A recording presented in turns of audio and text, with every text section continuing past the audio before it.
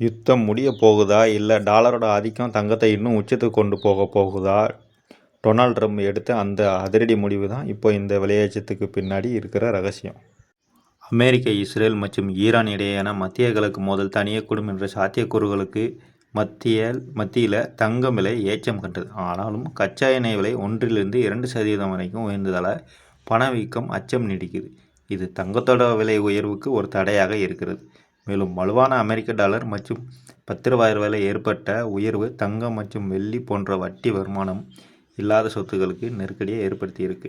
இங்கு ஒரு முரண்பாடான விஷயம் நடக்குது. பொதுவாக போர் பதற்றம்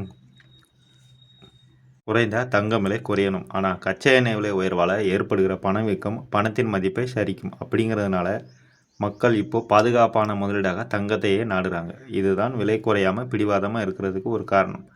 ஹார்மஸ் ஜலசந்தி பெரும்பாலும் மூடப்பட்டிருந்தாலும் ஈரானுக்கு எதிரான போரை முடிவுக்கு கொண்டு வர தயாராக இருக்கிறத அதிபர் டொனால்ட் ட்ரம்ப் தன்னோட உதவியாளர்கிட்ட சொல்லியிருக்காரு. அதே நேரத்தில் சில நிபந்தனைகளின் கீழே மோதலை முடிவுக்கு கொண்டு வர ஈரான் அதிபர் மசூத் பெசைஷின் பரிசீலிக்கலாம் அப்படின்னு பிராந்திய அறிக்கைகள் தெரிவிக்குது. ஆனாலும் புவிசார் அரசியல் அபாயங்கள் குறையதுனால பாதுகாப்பான புகலிடமான தங்கத்தின் தேவை குறைஞ்சிருக்கு. யுத்த முடிவுக்கு வந்தால் தங்க விலை சரசரன்னு குறையணும் அப்படிங்கிறது தான் பொதுவான விதி. ஆனால் மத்திய கிழக்கில் பதற்றம் குறைந்தாலும் அங்கே ஏற்பட்ட பொருளாதார சேதங்கள் உலகளாவிய சப்ளை செயினை பாதிச்சிருக்கு. இதனால் கச்சா எண்ணெய் விலை இன்னும் பிடிவாதமாக உயர்வுல இருக்கிறதுனால தங்கம் விலை பெரிய சரிவு ஏற்படாமல் ஒரு சப்போர்ட் கிடைச்சிக்கிட்டே இருக்குது.